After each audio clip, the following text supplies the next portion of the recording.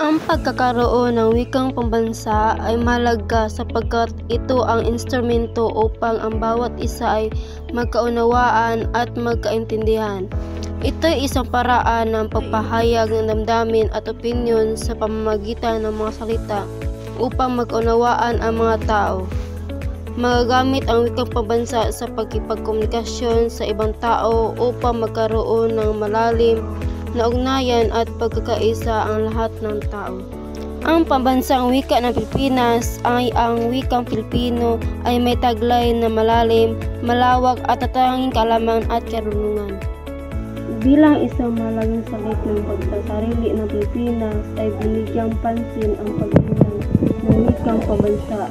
Naniniwala siyang ang pag-unlad ng pambansa ay nakasalalay sa pagkaisa ng mga Pilipino sa pagkaroon ng isang pambansa.